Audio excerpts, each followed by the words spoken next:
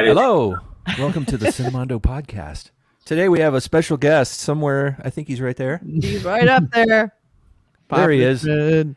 It's Yay. Bob Richmond, Yay! Cinematographer. Lots a of documentary documentary. cinematographer. How are you doing, Bob? I'm doing great. Fantastic. Bob has shot so many great films. He shot the Paradise Lost trilogy. He shot the Metallica documentary, Some Kind of Monster. He's done some crazy shit. So we're going to talk to him about how he does it. But he did not shoot the deputy, and I think that's the oldest cinematographer joke in the world. Actually, I did. Oh, He okay. did shoot the deputy.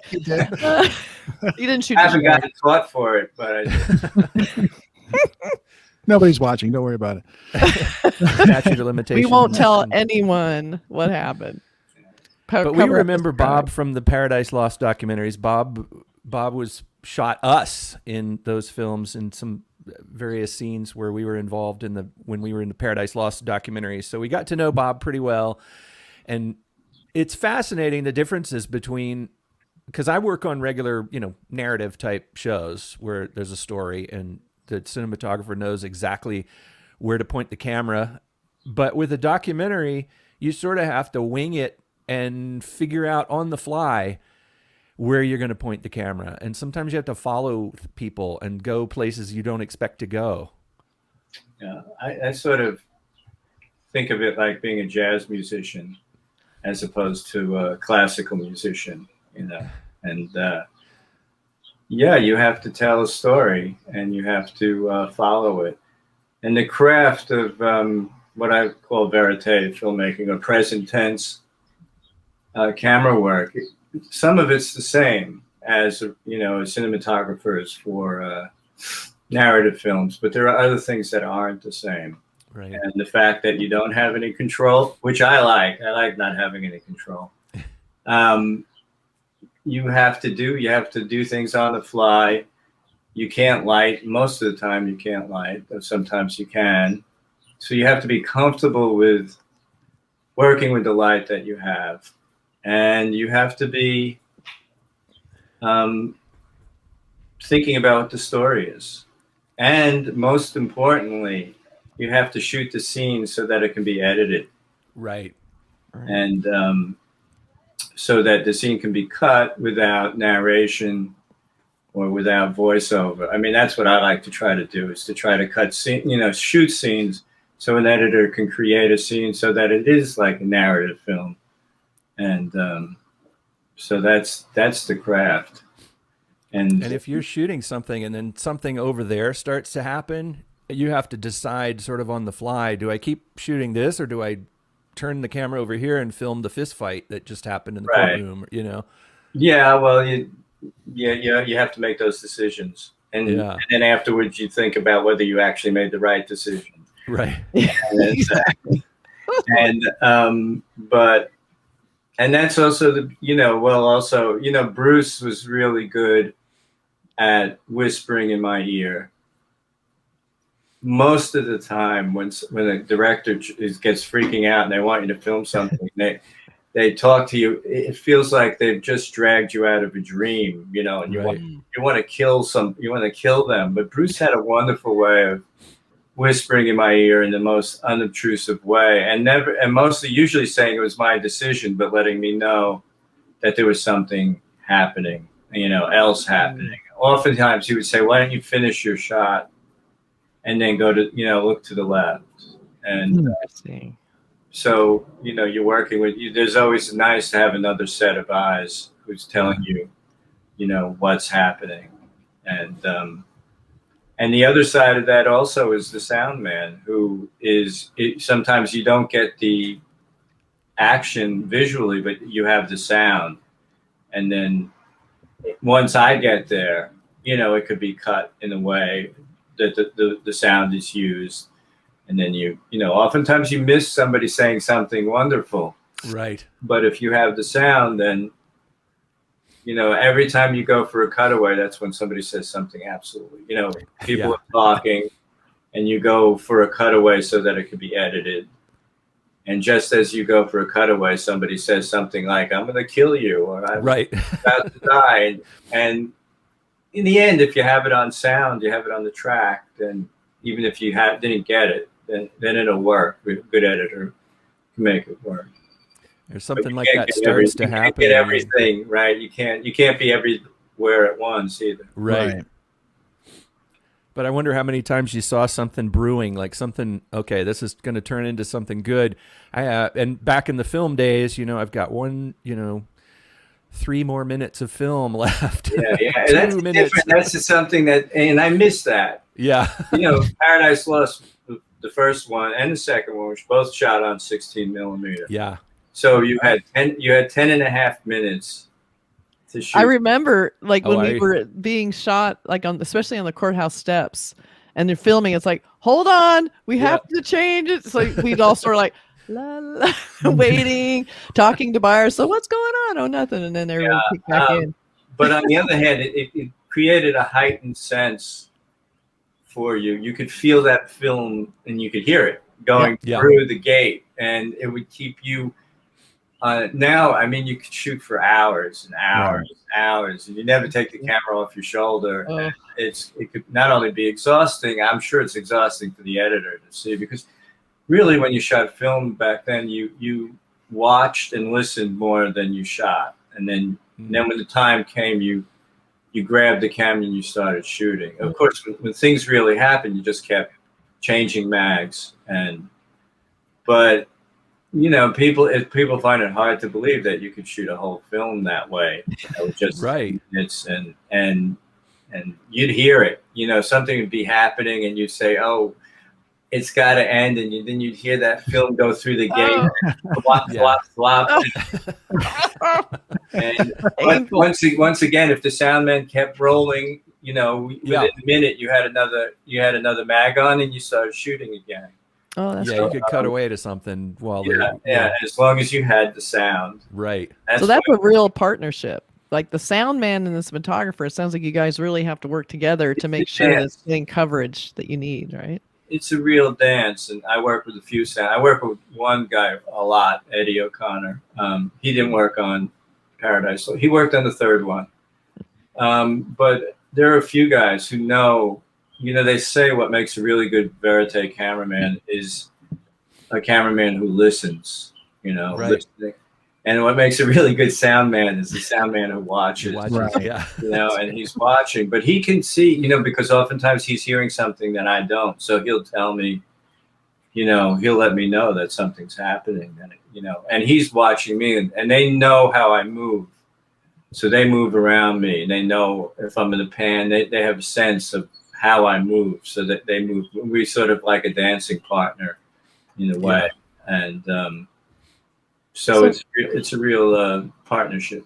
How do you prepare for documentary films? Because like you said, there's no script. You don't know ahead of time. Like when they call you and say, "Hey Bob, we have this documentary we want you to shoot." How do you prep for that? You just go, packing my bag, going, and just going to wing it? That's basically how I do it. I don't, it's funny. I think like for 3 or 4 years in a row, I had a film at Sundance, and they would interview. I forget what magazine. It was an online magazine. They'd interview me, and they'd interview all the cinematographers who were. But they had a set of questions. It was the same set of questions for the guys who did the narrative films and for the guys who did the documentary films. And every year it was the same set of questions. And there was one question. Was do you bake the look in? Right. And finally, the last time I answered, I said, "Listen, we don't even know what It's one thing; it's a narrative film, and what the whole story is. So you want it to look warm in the beginning and cool later on. You want it to look murky, whatever it is that's following the story. But when you're doing a verite documentary, you have no idea where it's going. Right. Maybe who you thought the main character was turns out not to be the main character. Where that film goes, you don't know. So you don't want to bake any look in. The only look I want to bake in is getting the skin tones, getting the exposure right, getting it to look as real as it possibly can. But I'm not making editorial decisions when it comes to the look. I'm making editorial decisions as I'm shooting it, how to cut it, how it giving the editor as much options as I can, and also seeing what I see, and then they see something different once they get it in, but I'm seeing something in the person, or what the person is doing, and the dynamic. You want to be as attuned to the dynamic as possible, because then you can anticipate what might happen. Right. And that, somebody once asked me, what's the difference between reacting? Because that's what I do, is react to what I'm seeing. Right. And what's the difference between reacting and anticipating? And it occurred to me that anticipation is reaction. It's just a higher form of reaction. Right. It's like you're sort of sensing something's going to happen. And I think that's just a human quality that we've evolved. We sort of sense what other people are going to do, or what's happening. Somebody's getting angry, somebody's upset, and somebody doesn't notice that. And you sort of start picking up this kind of psychological, and if you keep yourself open to it, then that's how you can anticipate. But I'm really reacting. It seems like I anticipated that. Oh, the camera went over there before the person started talking. He's psychic. But actually, you just, if you leave yourself open, then you can find those moments, hopefully. And oftentimes you don't, oftentimes, you're lucky when you do, but anticipation is kind of a higher form of reacting. It's like being an empath almost. You're just checking out the personalities and what's going on and feeling it out. Yes, no, but I think we all do that. And I think the problem happens with sometimes when people put a camera on their shoulder, they lose that. Yeah. All of a sudden, and that's why I'm very different than, say, other kinds of cameramen, because they're all involved in the look. To me, I care about the look, but the look is secondary. First of all, I don't have control over it. Second of all, to me, it's the story. I mean, a narrative cameraman, he's developing a look to the story. I don't have that control. So for me, it's the story. It's like oftentimes really good cameramen, when they do this kind of work, they get caught up in this beautiful shot and they miss, something that's going to happen. That's why listening is so important. You're hearing something, or you're looking with your other eye and you're seeing what's happening, and you're being open to whatever. But it's basically being a human being in a way, The camera is the attention of the viewer. It's like whatever, if you were in the room, what is the thing that your eyes would be looking at, That's what I think of it myself, as I'm the eyes of the viewer. Yeah. And it's a very different, it's a subjective eye as opposed to an objective eye, the eye of God. In a narrative film, it's like the eye of God. And there's a lot of documentaries now being shot that way, with very locked down shots. And they're very beautiful. But and this is just me, and there are some great documentaries, but I feel cheated in a way when I see that, because it feels like they're saying nobody's here. This is the eye of God. Right. Yeah. And it's not, wait, we're in the room. We're reacting. You're seeing through my eyes. Now it's an objective eye, and yet we know there's a film crew there. It's different. I bring that to it only because of who I am. I don't think most viewers bring that to it. But I recently watched a really wonderful documentary, but I kept having this hard time because it felt like they were cheating in a way. They was locked down, beautiful frame, and it was like saying, "We're not here," Yeah, right. And but that's me. That's interesting. The fact that you want a we to be here in a documentary. It's like you're acknowledging that there's a camera there, because I think that there's always the big question: does the observer alter the observed? What is it, the physics thing where it's like you can't if you observe a particle, Heisenberg theory. Yeah. Yeah. The uncertainty theory. And the presence of a camera, does it create the drama, or would this have happened if you had not been there with your camera? And would the people act this way if there wasn't a camera in their face? You know, those kind of questions. Those are important questions, and of course the camera affects. But this is my feeling: two people are standing and talking to each other, and a third person comes up who doesn't have a camera. Right. Yeah. All of a sudden it changes. Yeah. Everything changes the dynamic. And of course the camera changes the dynamic. And you know, when I first started working in this genre, there was a big thing about being a fly on the wall. You know, if you're really good, you're a fly. I've come to believe that's insane. You know, right. You have a camera, you know, a sound man. You're a big damn fly, a big fucking scary fly. Right. Giant fly. But what I've come to believe is that you build trust. Yeah. And your subjects don't forget. Sometimes they will they might forget that you're there if something really is happening that is so engrossing to them, you know, that you're unimportant. But on the other level, and I came to this, I think, in the September issue. I don't know if you saw the September issue, but you know, Grace Coddington became the sort of the lead character in a way, even though it's supposed to be Anna Wintour, who was also a lead character. But I came to understand that once you develop trust, your character is a collaborator in telling their story through you. You know, once you arrive and you're shooting and they feel like an insect under a microscope. But if you've done your job and developed the trust, all of a sudden they realize you're not telling their story.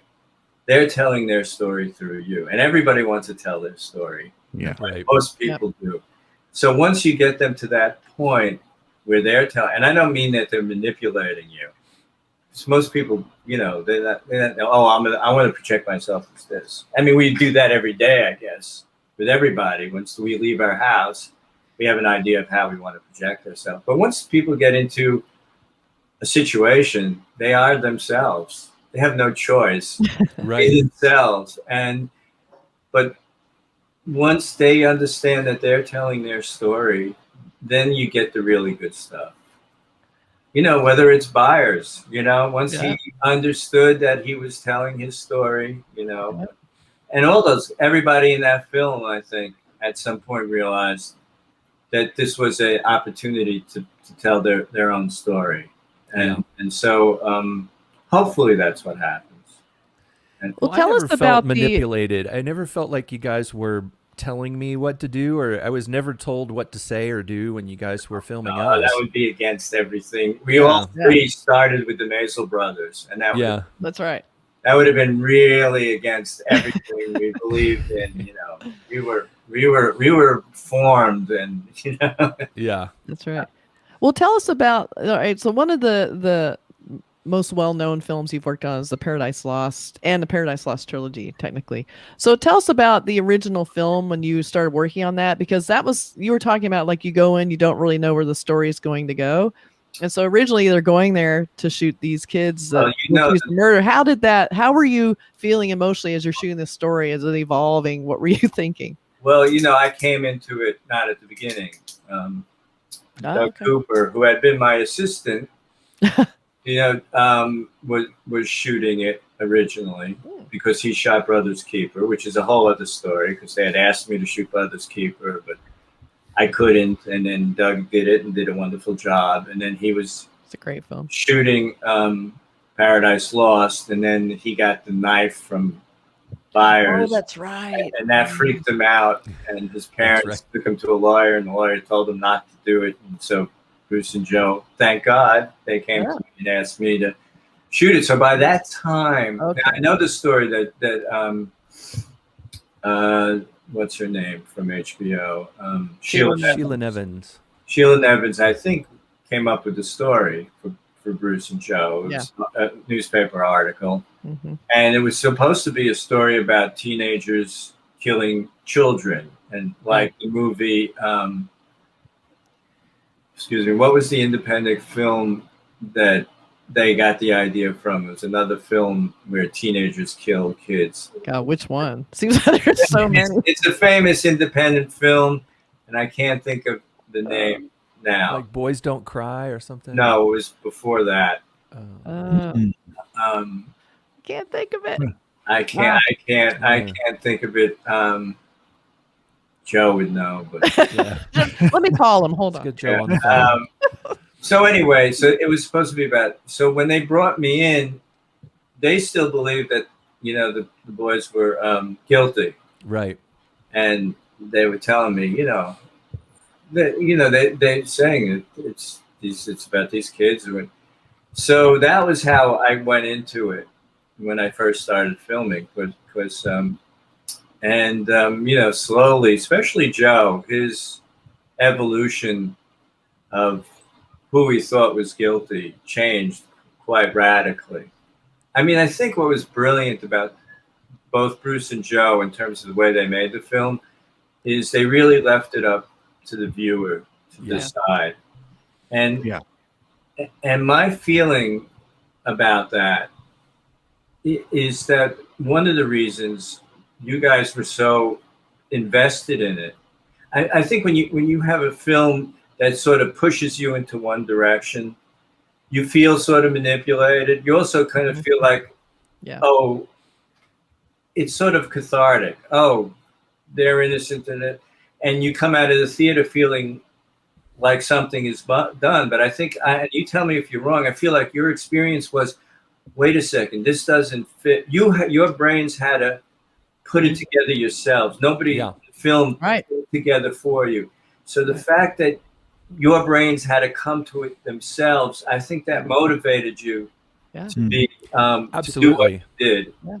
Well, there were so many unanswered questions. I mean, by the end of that film, you really just want to know what happened, because even though we have 3 dead victims and 3 people convicted, we still have no idea what actually happened. And so that drove me crazy. Yeah, but I mean, that's my theory is that if they had edited the film as if everything was answered, then you might have just come out, maybe you might not have believed it, but you would have come out feeling like you've gone through the journey. Right. But instead, the journey didn't end with the end of the film for you. And that started, to make you work. And that's why, of course, part of it is that the internet had never been used that way before. I'm sure that had a lot to do with it. But I think, it's like, if you look at Michael Moore's film, and you see it, you sort of come out like, he's preaching to the chorus, and you feel good, and but it doesn't move you to action, really. No, you feel like it's being handled. Like it's being handled. Whereas with this case, I thought, and that's what I thought was brilliant about what they did. And it's funny, as some people thought they were guilty at the end. I'd say 30% of people who thought they were guilty. And I tell you what, after the first film, I didn't know the answer. Right. Because we didn't have the answers, right? We didn't have the answers. You didn't get a feeling while you were there, like one way or the other? Because I know you probably were shooting those. You shot the interviews with them probably once, even though they're sprinkled throughout the film. Right. Well, the one time we went, that was one of the first times I think I shot, was we went to prison and shot. Actually, the first time I went, I started passing a kidney stone during filming. Oh my God. And so I was in such excruciating pain, but that's a whole different story. Yeah, you continued to film. I did continue until I just collapsed, And then, oh no. But one of the first things we shot was that interview in the prison with Damien, where he talks about being the boogeyman. Yeah. Right.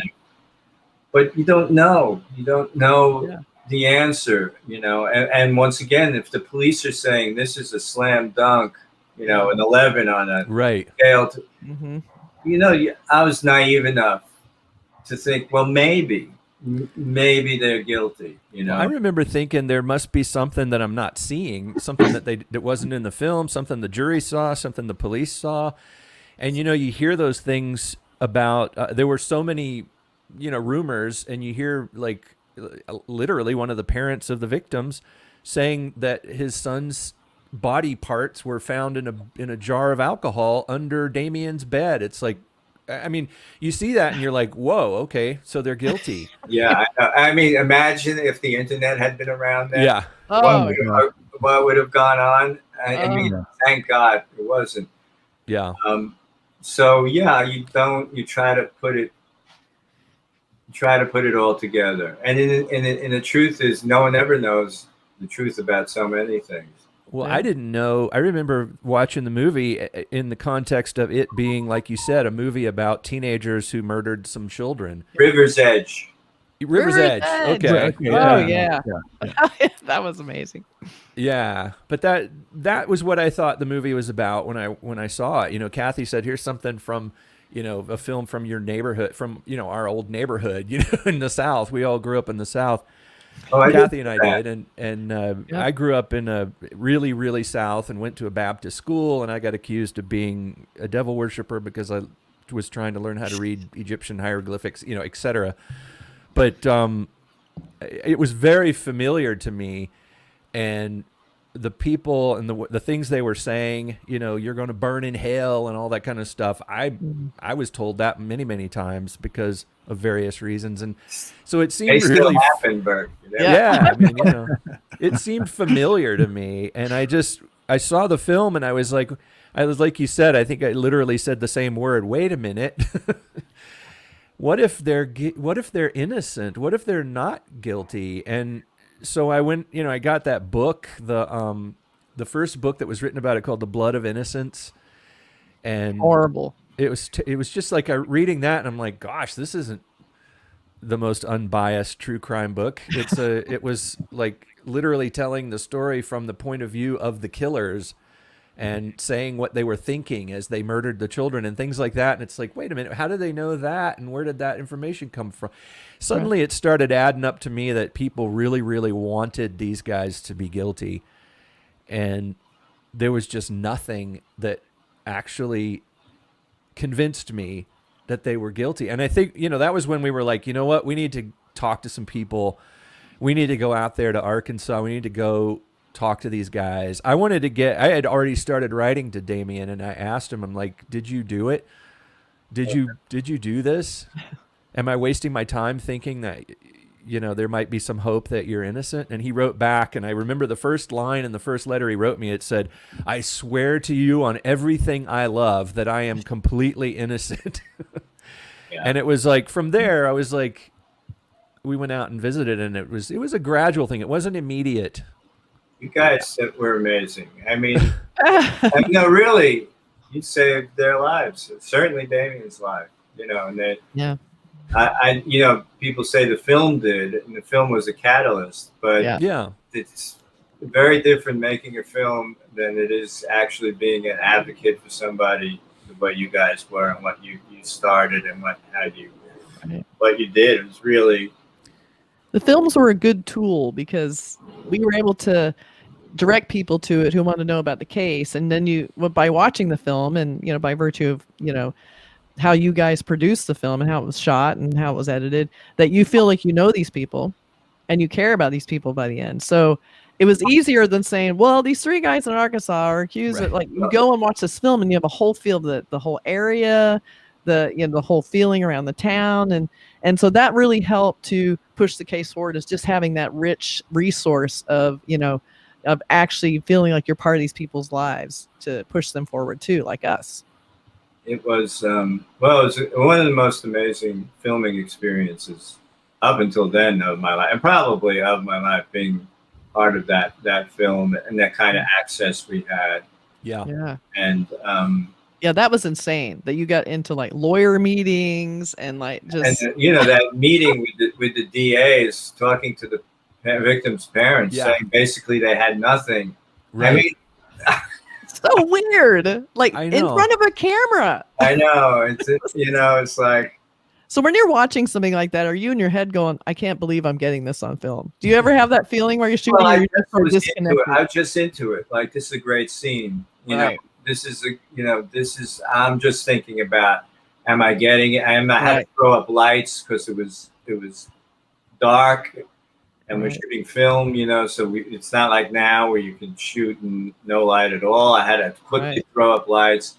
And then I'm worried about getting cutaways. I'm getting the expressions. I'm being on them. I'm being on this. You know, there's a lot going on in my head. That's and I remember it though, like it was yesterday shooting that scene. Yeah. But you know, we're deep into it, so don't know. I'm blanking on not Damien. Who's the youngest? Jesse and Jason. Jason. You know, I don't know if you know this, but Jason told us that when the film came out and he was being, up until then, he was being treated really badly by other prisoners because the way they treat people who abuse kids. Right. Yeah. And then after all the prisoners saw the film, they realized that those kids, that he'd been railroaded, and they changed the whole vibe and the way the other prisoners was treating him. That's so it was fascinating. Wow. You know, part of the film, you know, effect of the film. Yeah. So we could see that for sure when we would visit them in prison. The way the way the staff there and the way the other prisoners treated them, you'd see. I mean, they were like, I mean, I hate to use the word, but they were like celebrities in there. Yeah. Well, it's amazing how long it's been since they've been out. It's amazing how long it's been since that film, you know, was shot. Right? Oh my God! It's still my favorite of the three. The first one, sure. You know, it's a real verite film. It is. The second film was sort of a little. Yeah, I know. We all kind of go, yeah, it's a little. Yeah. And Joe and Bruce were sort of like, you know, just going through the motions at that point because nothing had really changed. It was like Sheila wanted you know, to film something. Yeah. But it wasn't like something. Just film something. Yeah, film something. So well, then we had, you know, with the third film, they thought there was no ending again. Here, once again, we had the third film, yet all of a sudden there was the ending. Were you? Yeah. How did that happen? Like, did you hear? How did you hear about that? I got a call and I couldn't go. I wasn't there when they got out of film. I didn't shoot that. But you heard about, like, they called. Yeah, it was kind of tragic, but you know, my wife looked at me. She's, you know, it was her birthday. It was a big birthday. We had. She said, and I said, and she said, you know, I've been living through this with you for how many years? 30 years. You're going off and off and off, and you know, but I'll tell you, because I didn't go with them, I got to film Paul McCartney that day, and not a bad trade-off. Yeah, not bad at all. But I was sorry to miss it, but you know, that's life. You know? Yeah. We almost missed it. In fact, we did miss them getting out. It was such a nightmare that day. We got a call, like, you know, one of those last minute calls. Hey, they're getting out tomorrow or whatever. And everybody where I work, you know, they of course know everything, every detail. And I said, you know, the guys are getting out tomorrow. Everybody was like, go now. Yeah. And I was like, you know, airplane tickets right now. And all of us jumped on planes and we got to, I think it was in San Francisco, and the plane, started getting on the plane, and the air masks, you know, fell down out of the ceiling. And they were like, okay, everybody off the plane. And we're like, no. So we were late. So we missed our connecting flight. Were you guys there at Lincoln Center when it premiered? Yes. Yeah. That was quite amazing. Yeah. It really was. That was a great experience. No, it was because everybody was there, and it was kind of this big moment, and, you know, just having all the guys there. Lincoln Center, you know, these boys, who would have thought? Right. I still call them boys. I know. I know. Everybody does. Yeah. They're forever cemented in time as that time. Yeah. But, you know, that they were there, and that was quite, the whole sort of thing was an amazing experience for me. And I think my favorite moment of that premiere was, I'll never forget it, and I'm glad I have a photograph of it. And whenever we would go to the prisons, And I know you did this too. When you leave the prison, that's like the prison handshake with Damien, where you put your hand on the glass and you put your two hands on the glass together. And when we were at the premiere, Damien was upstairs in the sort of green room area. And there was a big glass wall up there, and I looked up and I was waving at him, and he put his hand on the glass, and we were both laughing. You know, it was like it was like all these people, and nobody in the room kind of probably knew what that meant, but it was like he put his hand on the glass. It was like hand on the glass, and you're up there with a margarita, you know. Yeah, it was trippy. Wow. It was so weird. Of course, whatever they've been through, yeah, you know, it'll never be erased. Right, 18 years gone. And 18 really good years too. Those are like the best years, you know. Yeah. There are plenty of people still in prison who are for sure. Yeah, that didn't have the privilege of having a beautiful film made about their situation. Yeah, luck for them, you know, and that. Yeah, it certainly shakes your faith in the justice system. That's for sure. Well, I tell you, I'm probably one of the few people who, during the OJ thing, was like, I'm not. You know, maybe he's guilty, maybe he's not. But I'm not, you know, I'm not ready. You know, I'm a big believer in innocent until proven guilty. And, and I, you know, and so I had already lived through the Paradise Lost experience. So that was like, I remember, I don't know when, but quite a bit before Paradise Lost happened, Joe and I had a big argument about the death penalty. And I was against the death penalty, and he was for it. Oh. And he's now against it. Yeah, I'd imagine. But he may not remember that. But, you know, so anyway. Yeah, amazing experience. It was. Yeah. So then as a total U-turn, you then got to work on the Metallica documentary, Some Kind of Monster. So how did that? So we have a trailer for that. If we want to go ahead and play it. You want to play it? Go ahead. Yeah, let's see if we can get to where. Hold on, let me pull up the file. If you notice it, well, go ahead. I'll tell you after. Okay. See, if you notice in that the shots in there, you see me behind them on stage. I was about to ask you, like, what was that like? Well, you know, most of it wasn't shot as a concert film. You know, once again, I came in. Not at the beginning of the film, because originally it was supposed to be like a commercial for their music when they got in touch with Joe, and it wasn't a documentary. And then, of course, you know Joe, he turned it into something more, and then they brought me on. And actually, that scene, that sort of what we call the fuck scene, where Lars is in James's bed, that was one of the first things I shot. You know? Oh, no kidding. Wow. And which was, you know, like boom, right in there. And what was I going to say? That I forgot where I was going with that, but that was one of the first things. But James, he never called me by my name for months. You know, we were shooting forever. You know, every other week we'd fly to San Francisco and spend like. We'd fly like on a Monday and come home on a Friday. I forget, you know, what it was. But, wow.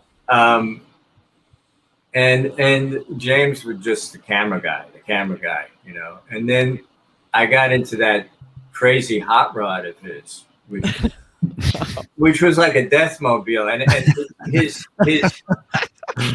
he had a spearhead on the top of the shift.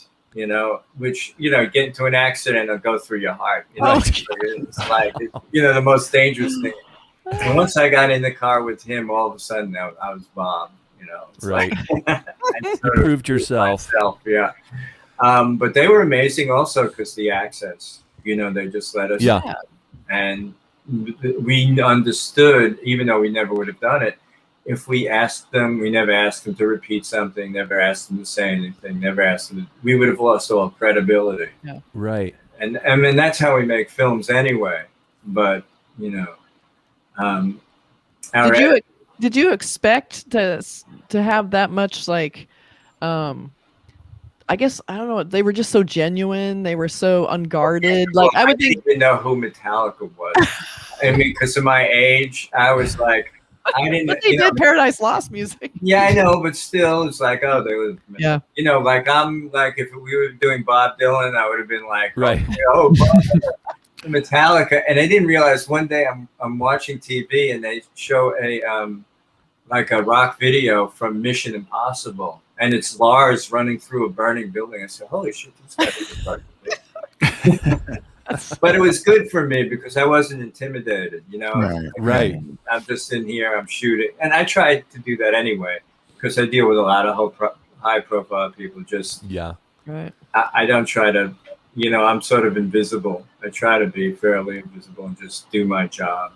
Yeah. And but I didn't realize, as I started to realize, these guys are huge, and it was great. It was great. They're, you know, it's like they were completely let us film whatever we wanted. I don't remember once maybe once something, but really never told not to film, which is a luxury when you're making this kind of film. Especially people that are that big and so aware of their, you know, their marketing personas. Like they were amazingly like frank and like they didn't care about being vulnerable. Like that's the kind of stuff you did not expect them to be okay with, you know? Right. And a lot of their fans weren't okay with that. Right. They wanted to see that. They want to see the persona. Yeah, they wanted to see the persona, and they were like, that was their persona. We're too cool. Yeah. You know, we're going to let you see everything because that's what we are. Right. That was pretty amazing, and you know, once again, a great experience. Fun to shoot. Yeah. And, so well, that's like the ultimate kind of documentary that, you know, you want to shoot the rock star video, you know, those like you mentioned Bob Dylan. There's some really great Dylan documentaries out there, and you know, you think about the classic, the Beatles documentaries and everything. It's like being able to have access to your rock and roll people. That's mythology, you know. Well, there would have been a lot of people. I remember, I think at one point in the film, they had a contest or somebody paid $50,000 to spend a day in the studio with it. I forget what it was. And I was thinking, you know, here I am here every week. I'm here. You know, there are people who would kill for this. Oh my God. And that's what I think about my job. I mean, I've had all this time off during COVID, and I've been going through my old photographs, and I'm just looking at all the places I've been and the people I've been lucky to film and be around, and it's pretty amazing, you know. It's just like, you know, where I've been able to be and who I've been able to meet, and it's a great job. I wouldn't trade it for being on the set of a, you know, $300 million film any day of the week. Yeah. Unless I was shooting a behind the scenes documentary. It's an adventure. It's an ongoing adventure, and that's what I like about the entertainment industry. The place I work in it, you know, is the narrative films and television and stuff. But to me, that's an adventure. When, like you were saying, I go through my photographs sometimes, and I'm amazed at all the great things that I've experienced and places I've been that I normally would never have been able to go and experience. But with documentary filmmaking, you're getting into real lives, and you're not just getting into fictional characters. You're getting into real people. Well, I'd say it's like surfing the net, but in real life. I never know. One week I could be, you know, with Metallica. The next week I could be in a prison. Shooting somebody who's in prison, or I can be in the CEO's office of some major corporation. It's like, and you just say, okay, you know, this is where I am, and this is where. And if you actually look back and say, well, this last month I was here, and here. Yeah, crazy, you know. Do you have any upcoming projects you can talk about that you're looking for? Well, I'm finishing up a film. Well, like I haven't worked in, like I said, in 15 months. Starting this film, which will be in Ohio, about this kind of what's called mental illness court, I guess. I don't really know, and I won't know until I'm there, but it's a way of dealing with crime that deals with people who have mental illness differently than just regular day-to-day criminals. Right. That's what. And I'm finishing up I was shooting a film on the School for the Blind down in Miami. These amazing kids who go there, who are all blind or going blind, and just the most amazing human beings on the face of the earth. And we were almost finished with the film when COVID hit, and so now I'm going back down, and we're going to be shooting sort of the end of the film. And then there's a true crime film that I've had it already with it. Joe gets these things greenlit. Like every time I turn there's another series on Netflix. He's like the king of the true crime. Yeah, it's endless. But for me, it's like after a while, it's just like I'm trying to do something a little different. But those sound very cool. I don't know what's going to happen. It's like I said, I haven't worked in 15, which is so weird for me. Yeah, I mean, the industry shut down for a while. It was just barely kind of limping along, and now things are kind of starting to wake up. You got to ease back into it. It's the same way with me with what I was doing. I was working at home this whole time, and we were working on, we had huge amounts of time off, but then when we were gradually coming back, it was also different. I was never on set. I had to work off set, and I had some guys that were on the set, but they all had to go through all this horrible daily testing protocols and stay 15 feet apart and do not get anywhere near the star. There was so many new rules. I didn't want to go to set, and it was so difficult. Everybody was cranky, and everything took 3 times longer. They had some protocols for people to shoot, especially interviews where they were interviewing by Skype, and it just didn't. I didn't feel like it, and I'm hoping that having the time off and resetting will be good for me in some way. And maybe I've had time to think about what you just fall into this pattern of doing things. And I'm hoping that this opportunity, once I start doing it again, that somehow I've changed and somehow I take it a different way in a different place. Right. I used to always say that what I loved about this kind of filmmaking is it's an act of discovery. That you don't go in, that's what Paradise Lost was. They went in thinking it was going to be one film. Right. And because they were flexible, they realized there was another film there. They could have made that film. Yeah.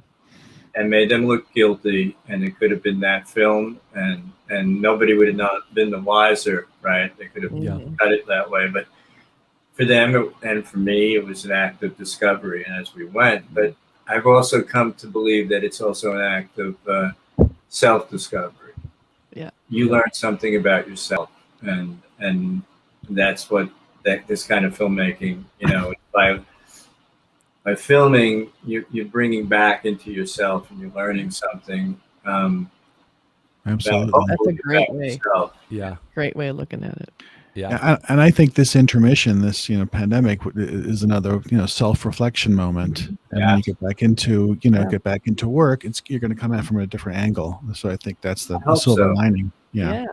Well, this has been so fun, and I'm definitely maybe when you get your next films going, we can talk to you again and see, has there been a reset? Is it more personal? What's going on? So that would be really cool to hear from you again, for sure. Well, it was fun for me, and thank you for having me. It was good. It was good seeing you again. I think I mentioned it before that we had you filming us, so we saw. You were a very big boy in the room. But I made a, I self-published on Blurb. My still. And you guys are in. There's a picture of you guys in here. Oh my God! Oh no! I don't know this. What is this? I don't know if you ever. I gave a copy to Damien actually. But where can we get this? Oh, look at that! Oh, with Grove, yeah, that was the last. Yeah, I could look. I made them a long time ago. I could look on Blurb if they still have it. And I would love to buy it. I can order it. Well, I'll get you a copy. Okay. It's not for sale. It doesn't have a price tag on. I just made a bunch of them for. That would be awesome. I gave one to Damien, and I gave. I think I gave one to Jason as well. Cool. And so I would love it. I don't know how they feel about looking at those pictures. I know. I know. It's not a good time of their lives. But, No. But it seems it's following them everywhere, though. I mean, it's not ever. I mean, we still get emails from people who are watching the films for the first time. I mean, the films keep this whole thing alive. Right. Yeah. Well, and he's developed into his own. Oh yeah, Damien has this whole great thing going on. You know, he's become like a whole thing. You know, I see him on Instagram, and it's like. It's amazing how he took to it. Yeah. Well, we always knew. You know, even back then. I mean, that's why the film was successful. He was, you know, he was a very smart, obviously interesting. I mean, that's what makes these films. Unfortunately, sometimes is casting. Casting is really important. He was very compelling, and a lot of people were compelling individuals. So you got to be careful if you're a unique person. Yeah. Well, it depends where you're from. That's right. Yeah, that's true. Right. And where you grew up. Yeah. Well, I grew up in Brooklyn, you know, it's like being unique was like just part of that. Yeah.